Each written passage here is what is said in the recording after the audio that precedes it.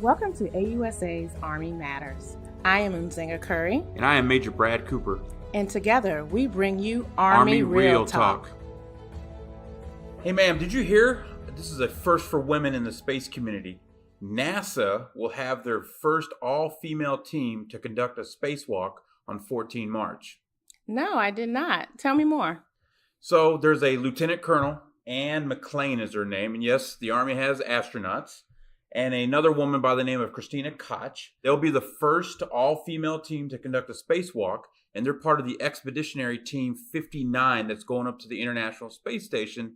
They'll be conducting some missions throughout the next couple months, but in the NASA community, this is a big deal because this is the first time that an all-female team gets to go out on a spacewalk and conduct their mission. That is really cool. And that is right along the same lines of what we're going to discuss today, Women's History Month. Major Cooper, we had an awesome time visiting the U.S. Army's Women Museum in Fort Lee, Virginia. Wouldn't you agree? Totally agree, ma'am.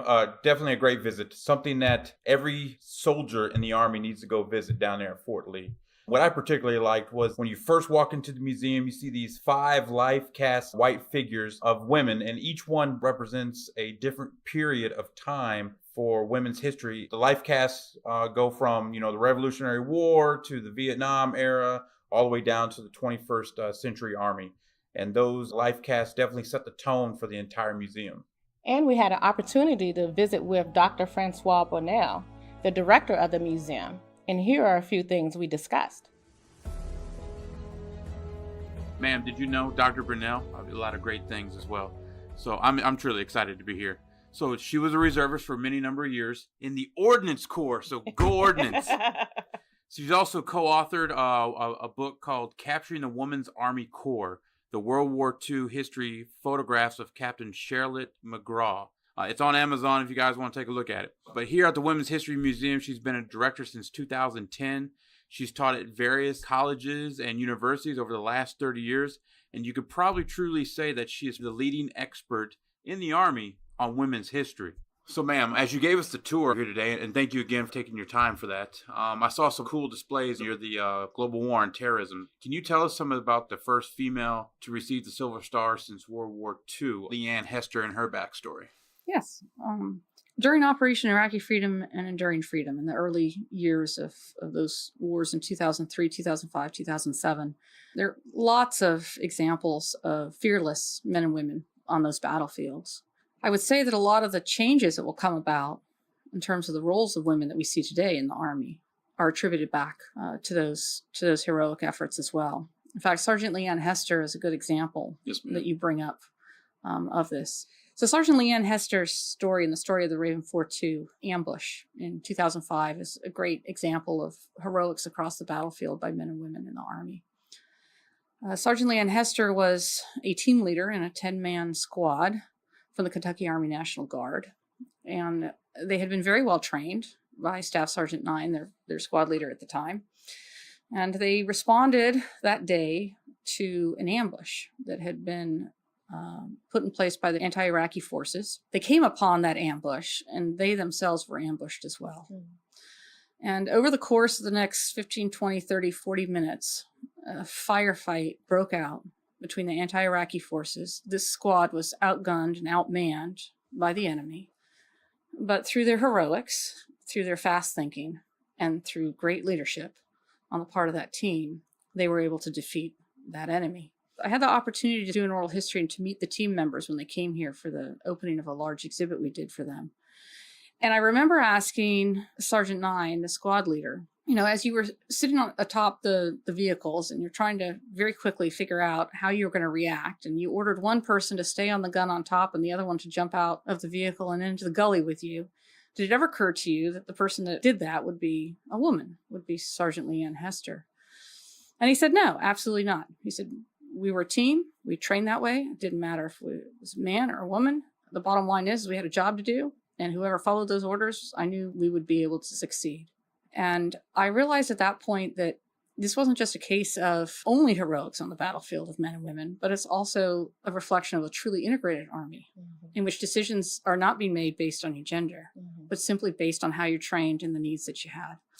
And even trying to put that exhibit together was difficult because Sergeant Leanne Hester reminded us multiple times that the only way she was going to participate in that exhibit and in the telling of the story of that particular day was if it included the history of the whole team. Because she repeatedly said it was not about her as a woman, it was about her as a soldier. And that's the way she wanted to make sure people understood that history. Very, very nice. So one of the things that I found very interesting is the different uniforms over the years that women were assigned. Could you enlighten us a little bit about the women and their uniforms throughout their service or throughout the years of service? Well, it's interesting you bring that up because I must say, with all the soldiers we have coming through our training programs here at the museum, most often it's reflected, especially by female soldiers, at how interesting it is that there are so many different types of uniforms. In fact, in that time period, 1942 to 1978, uniforms were an important part of the image of women in the Army. It demanded and it called for respect. It was very important that women were properly dressed and within the regulation, and the uniform reflected that as well. So many of the uniforms that you see in the galleries reflect the time periods, the colors, the fabric, etc.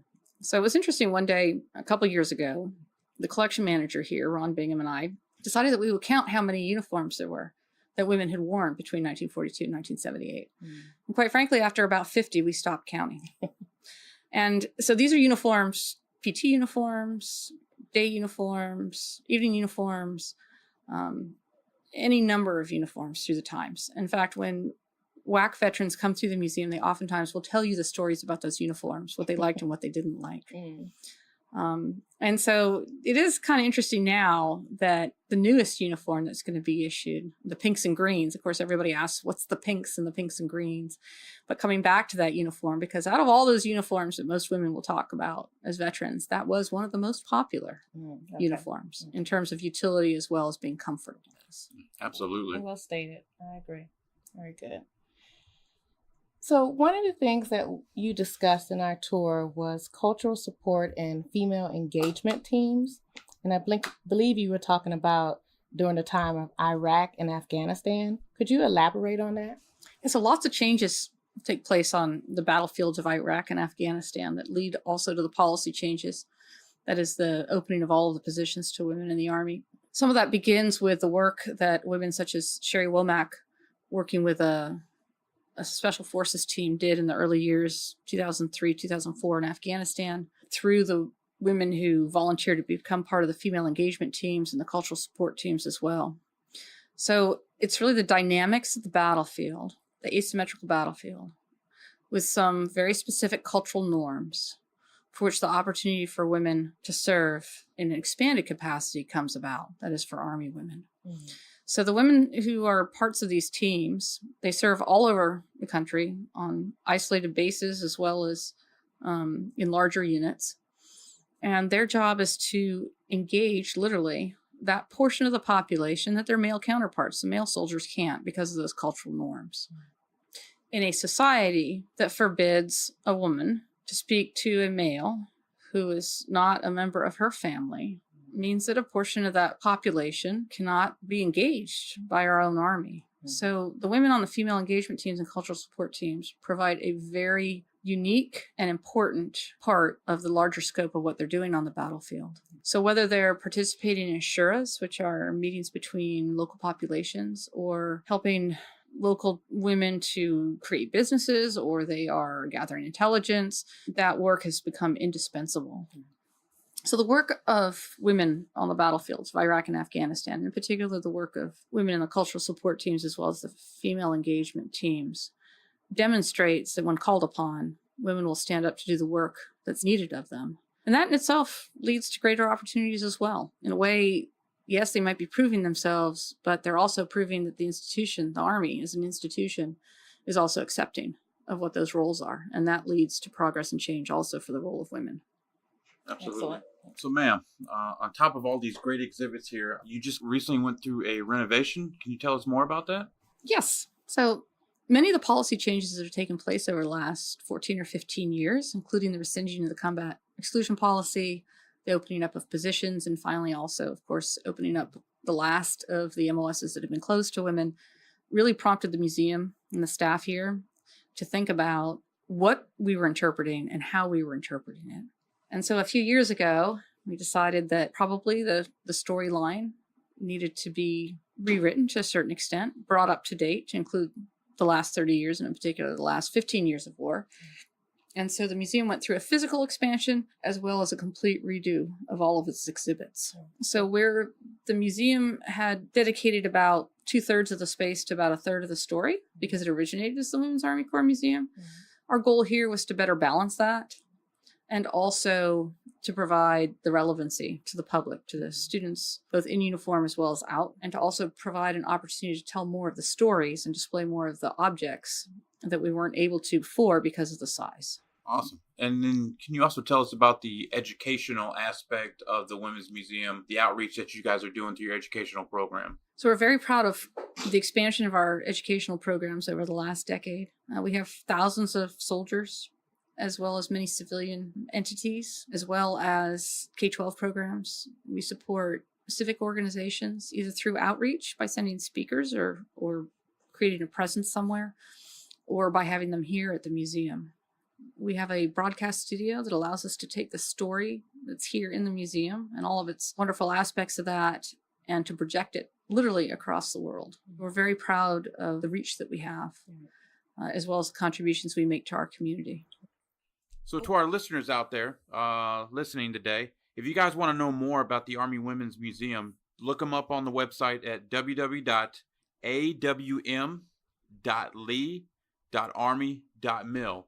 I encourage you guys, if you guys are in the Petersburg, Fort Lee area, to stop by the Women's History Museum and take a look at all the wonderful and great exhibits that they have here to offer, and listen to the wonderful stories that Dr. Bonnell and her staff is telling everybody. Dr. Bonnell, thank you very much again for inviting us to take a part in the tour of the museum, as well as having this conversation with you joining the show.